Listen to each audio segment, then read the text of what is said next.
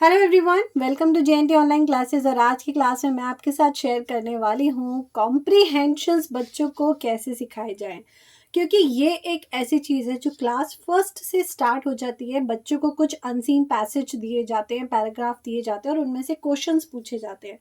जिन बच्चों को रीडिंग अच्छे से आती है, जिन बच्चों को मीनिंग अच्छे से समझ में आ जाते हैं, वो बच्चे तो कॉम्प्रीहेंशंस बहुत आसानी से अटेम्प्ट कर लेते हैं। लेकिन हर बच्चे के साथ ऐसा नहीं होता है।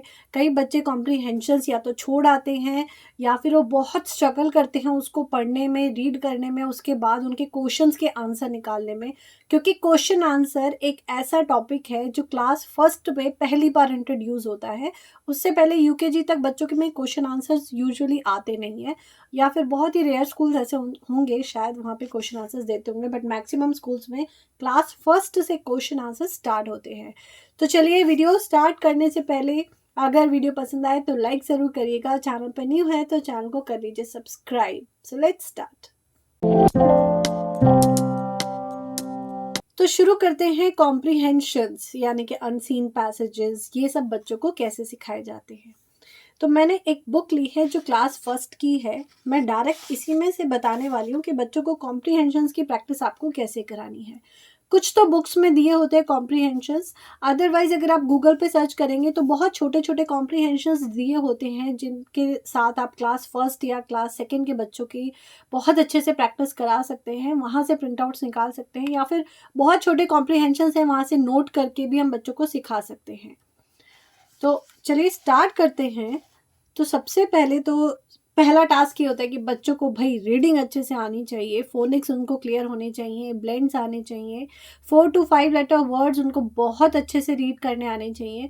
क्योंकि अब ये फाइनल टर्म्स हैं, और फाइनल टर्म्स अगर क्लास फर्स्ट में बच्चा है तो ऑब्वियसली वो क्लास सेकंड में जाएगा, और क्लास सेकंड में है तो क्लास थर्ड में जाएगा। तो लेवल अप होता जा रहा है हर साल। तो इसीलिए बहुत ज़रूरी है जिस पर्टिकुलर साल में अभी बच्चा है वहाँ पे उसको रीडिंग अच्छे से आ जानी चाहिए। स्पेशली मैं बात करूँ इंग्लिश की, इंग्लिश में ही सबसे ज़्यादा बच्चे परेशान होते हैं कि उनको रीडिंग नहीं आती है, और उसी की वजह से वो क्वेश्चन आंसर्स लर्न नहीं कर पाते, पैसेजेस नहीं कर पाते। तो यहाँ पर जब भी आप बच्चों को पैसेज करवाएं तो उसके साथ बी श्योर कि उसकी रीडिंग प्रैक्टिस साथ साथ कराते चलें। क्योंकि रीडिंग प्रैक्टिस हम पैसेज के साथ बहुत ही अच्छे से करा सकते हैं, क्योंकि हर तरह के लेटर्स होते हैं, हर तरह के वर्ड्स होते हैं। इनमें आपको ब्लेंड्स भी मिलेंगे, सीवीजी वर्ड्स भी मिलेंगे, डायग्राफ्स भी मिलेंगे, थोड़े डिफ़िकल्ट वर्ड्स भी मिलेंगे। और सबसे इम्पॉर्टेंट बात कि बच्चा जो पढ़ रहा है उसको वो समझ आना चाहिए। सिर्फ रीडिंग ही काफ़ी नहीं है, वो रीडिंग का मतलब भी बच्चों को पता होना चाहिए। तो देखिए, क्वेश्चन है, read the passage and answer the questions that follows. तो ये पैसेज रीड करके कुछ क्वेश्चन आंसर्स दिए हुए हैं, हमें उनको आंसर करने हैं। So let's start. ओके, मैं यहाँ पर पैसेज पढ़ाते टाइम यूजुअली जब भी मैं अपने ट्यूशन्स के बच्चों को पैसेज सिखाती हूँ, कॉम्प्रीहेंशन सिखाती हूँ, तो हमेशा उनका रजिस्टर साथ में होता है। ट्यूशन रजिस्टर जो होता है वो हमेशा साथ में होता है, क्योंकि जितने भी डिफ़िकल्ट वर्ड्स आते हैं मैं उनको अंडरलाइन करके साइड में लिखती रहती हूँ। वो क्यों, मैं आपको आगे बताती हूँ। तो चलिए, यहाँ से हम बच्चों को हमें सिखाना कैसे है मैं आपको पूरी टेक्निक बता रही हूँ। सबसे पहले हम रीडिंग बच्चों को कराएंगे। बस पहले पैराग्राफ को एक बार रीड कराना है, रीड कराना बहुत ज़रूरी है। उसके बाद आप इस पैराग्राफ की एक समरी बता दीजिए, बस उनको हिंदी में एक बार समझाना है। हर एक लाइन के बाद उनको थोड़ा सा समझा दीजिए। The dog is a pet animal. अब यहाँ पे जो बच्चे को पढ़ने में नहीं आएगा, ये लाइन वो आराम से पढ़ लेगा, यहाँ पे थोड़ा सा वो अटकेगा। ही इज़ फाउंड, यहाँ पे अटकेगा बच्चा, ऑल ओवर द वर्ल्ड। बच्चों को पढ़ाते हुए बहुत टाइम हो गया, इसलिए मेरे को इतना आइडिया डेफिनेटली लग जाता है कि बच्चे कहाँ पे अटकेंगे। और अगर आप एक पेरेंट हैं तो आप अपने बच्चों को अच्छे से जानते हैं कि वो क्या पढ़ पाएगा और क्या नहीं। तो जो भी वर्ड आपको ऐसे दिख रहे हों कि हमें पता है कि बच्चा हमारा नहीं रीड कर पाएगा, उनको सबसे पहले अंडरलाइन कर लीजिए। सिर्फ मैं वो पैटर्न बता रही हूँ जिस तरह से आपको प्रैक्टिस करानी है।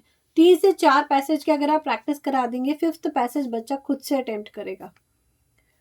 He is of various sizes, colors and shapes. मैंने इन पे अंडरलाइन नहीं करा है क्योंकि बच्चे ये देख के ही समझ जाते हैं कि ये कलर लिखा है और ये देख के समझ जाते हैं कि शेप लिखा है, क्योंकि हम अक्सर कलर्स उनको बताते रहते हैं, शेप्स बताते रहते हैं, तो वो देख के वो समझ जाते हैं कि ये लिखा क्या है। He has thin legs, large ears, sharp teeth, and hairy body. He eats bread and meat.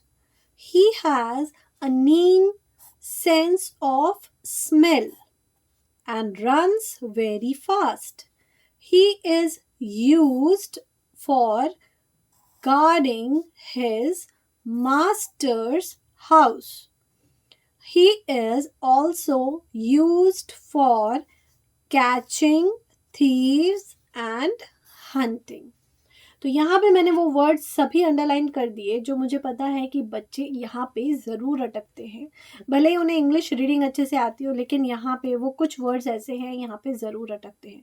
एक क्वेश्चन आपके दिमाग में ज़रूर आ रहा होगा कि भाई अब एक ही पैसेज तो नहीं कराना है, कई सारे पैसेज कराने, और हमें तो पता भी नहीं होता है कि एग्ज़ाम में कौन सा आएगा, तो बच्चा कैसे रीड करेगा। जब आप बच्चे को 4-5 पैसेजेस की प्रैक्टिस करा देंगे तो ये जो वर्ड्स अंडरलाइन करे हैं ना, तो ये अंडरलाइन करने वाले वर्ड्स की ना स्ट्रेंथ कम होती जाएगी। आप ऑटोमेटिकली देखिएगा जब आप 5th पैसेज करा रहे होंगे ना, तभी अंडरलाइन मुश्किल से 1 या 2 वर्ड होंगे, इससे ज़्यादा नहीं होंगे। बच्चा खुद से रीड करने लग जाएगा क्योंकि हम साथ साथ में रीडिंग प्रैक्टिस उसको करा रहे हैं, बड़े वर्ड्स को कैसे पढ़ना है उसको साथ में सिखा रहे हैं। हमें इस तरह का एक पेपर लेना है, कोई भी एक पेपर ले लीजिए या बच्चे की कोई नोटबुक हो उसको ले लीजिए और उसमें पहले ये वर्ड्स लिखने हैं। एनिमल, तो एनिमल बच्चे को कैसे लिखना है? ए नी, ए नी म अ ल मल, एनिमल। इस तरह से एक वर्ड को तोड़ के ब्रेक करना है, साउंड से पढ़ना है, स्पेलिंग लर्न नहीं करनी है। मैं हमेशा से ये बात बोलती हूँ कि रटने का काम या स्पेलिंग लर्न करने का काम हमें बच्चों को बिल्कुल नहीं कराना, फोनिक्स अच्छे से सिखाने हैं जिससे कि वो रीडिंग अपने आप सीख जाते हैं। द नेक्स्ट इज फाउंड, फ आउ, फ आउ nd, found. Okay, the next is world, w a r, world, world. Okay, उसके बाद है various,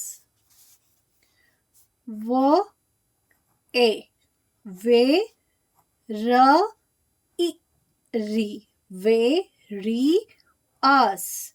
बच्चा यहाँ पे थोड़ी सी गलती ये करेगा कि अस तो यू एस से होता है बट वो ओ लगाना भूल जाएगा। तो बस ये कुछ छोटी छोटी चीज़ें होती है जो हमें प्रैक्टिस करानी पड़ती है। ठीक है, तो जितने भी वर्ड्स हैं उन्हें इस तरह से हमें उनको नोट करके देना है ताकि अब उनको बोले कि पैसेज एक बार खुद से रीड करेंगे, और जब भी रीड करेंगे जो भी अंडरलाइन वर्ड है उनको यहाँ से पढ़ने की कोशिश करें, यहाँ से नहीं यहाँ से पढ़ने की कोशिश करें। होगा क्या, उनकी जो रीडिंग है वो बहुत ही आसान हो जाएगी। इतना काम कराने के बाद, एक पैराग्राफ को पढ़ाने के बाद आपको क्या करना है, अब आते हैं क्वेश्चन आंसर्स पे। अब देखिए, अगर हमने 2 बार बच्चे को पढ़ा दिया है ना तो क्वेश्चन आंसर वो खुद ही अटेम्प्ट कर लेगा, उसको ढूंढने की ज़रूरत नहीं पड़ेगी।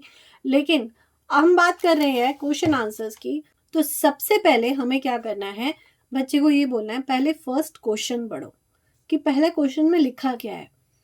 The dog is a dash animal. Dog कैसा एनिमल है? वाइल्ड है, पेट है या लेजी है? कैसा एनिमल है? अब आप फर्स्ट लाइन पढ़ो, the dog is a pet animal. तो डॉग कैसा एनिमल है? Pet animal. तो चलिए लिख देते हैं आंसर। तो कहाँ लिखा है पेट? प साउंड कहाँ से स्टार्ट हो रही है? यहाँ से, प एट, पेट। ओके, उसके बाद नेक्स्ट पढ़ेंगे, डॉग हैज अ नीन सेंस ऑफ। सेंस ऑफ, तो सेंस ऑफ कहाँ लिखा है? देखो, रीड करो। तो पूरा पढ़ने के बाद जब बच्चा एक पर्टिकुलर, जब सिमिलर वर्ड्स पे आ जाता है ना कि हाँ जैसा नीचे लिखा है वैसा ही ऊपर है, ही हैज़। अब यहाँ बच्चे कंफ्यूज होंगे कि यहाँ तो डॉग लिखा है लेकिन यहाँ तो ही लिखा है, तो ये लाइन सेम नहीं है।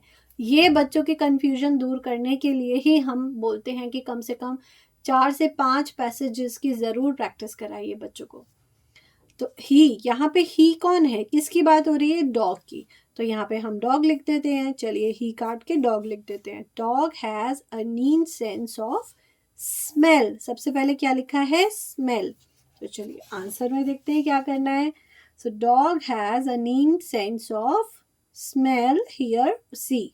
तो आंसर इज स्मेल। तो यहाँ हम लिख देंगे स्मेल। ओके। इसी तरह से हमें बाकी के क्वेश्चंस बच्चों को कराने हैं। बस एक बात का ध्यान रखना है, जैसा मैं हमेशा बोलती हूँ, बच्चों को रीडिंग अच्छे से आनी चाहिए, क्योंकि अगर रीडिंग नहीं आएगी तो ये सारी मेहनत बेकार है। और रीडिंग कैसे करनी है, बच्चों को कैसे सिखानी है, उस पर मैंने बहुत सारी वीडियोस बनाई हुई है। हर तरह की वीडियो है कि यूकेजी के बच्चों को कैसे सिखाएं, फर्स्ट के बच्चों को कैसे सिखाएं, अगर बच्चे सेकंड में हैं तो उनको तैयारी कैसे करानी इंग्लिश की। अगर आपने नहीं देखी हो तो मेरे चैनल पे ये वीडियोस हैं, ज़रूर देखिएगा एक बार। आई होप आपको वो वीडियोस बहुत हेल्प करेंगी। तो ये कुछ छोटी सी टेक्निक है बच्चों को कॉम्प्रीहेंशन सिखाने की, कॉम्प्रीहेंशन के साथ साथ रीडिंग की प्रैक्टिस कराने की। और ऐसे कॉम्प्रीहेंशंस कम से कम आपको 4 से 5 सिखाने हैं बच्चों को, जिससे कि उनका एक कॉन्फिडेंस बूस्ट होगा कॉम्प्रीहेंशंस भी करने का। क्योंकि अभी तो क्लास फर्स्ट है, नेक्स्ट क्लास सेकंड आएगी, देन क्लास थर्ड, और एक इसका भी लेवल बढ़ता चला जाएगा। तो I hope you like this video पसंद आए तो लाइक ज़रूर करिएगा। चैनल पर न्यू है तो चैनल को कर लीजिए सब्सक्राइब। और कोई भी क्वेरी हो, किसी भी चीज़ को लेके, बच्चों की पढ़ाई से रिलेटेड कोई भी क्वेरी हो, तो प्लीज़ मुझे कमेंट करना ना भूलें। आई विल श्योरली ट्राई कि मैं आपकी प्रॉब्लम को सॉल्व कर सकूं। सो मिलती हूँ आपसे नेक्स्ट वीडियो में। Till then good bye.